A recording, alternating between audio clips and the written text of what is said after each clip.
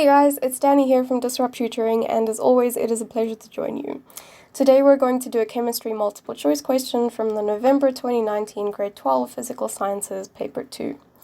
The question says, identify the predominant intermolecular force in pure liquid carbon tetrafluoride.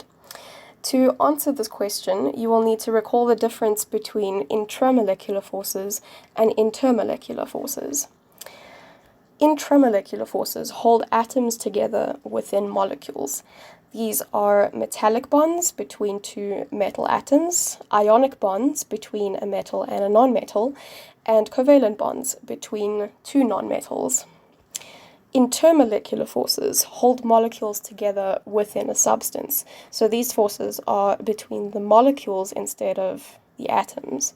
These are hydrogen bonds and van der Waals forces, which are split into London forces and dipole-dipole interactions.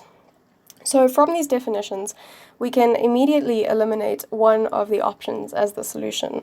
Option D, ionic bonds, is an intramolecular force, and we're looking for intermolecular forces, so option D is not our solution. Okay, let's look at the rest of the options.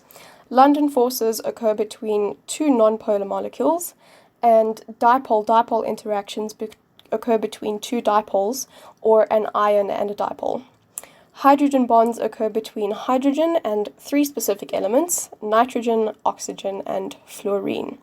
Our substance here is carbon tetrafluoride, so it doesn't contain hydrogen and therefore doesn't contain hydrogen bonds, so we can eliminate option C as well. The last two we have left are London forces and dipole-dipole interactions. So this answer depends on whether the molecule is polar or not, since London forces are between two nonpolar molecules and dipole-dipole interactions are between two polar molecules. So carbon tetrafluoride does have polar bonds, since fluorine is more electronegative than carbon. But if you draw the molecule carbon tetrafluoride, okay, you will see that it is a tetrahedral molecule, and the polar bonds are exactly balanced by each other, making it a non-polar molecule overall. So the answer to our question is A, London forces, since these occur between two non-polar molecules. Before I go, I'd like to say a very special thank you to our epic sponsor for making this video possible. Read all about them in the description below. Be sure to visit our website for more of these epic tutorial videos.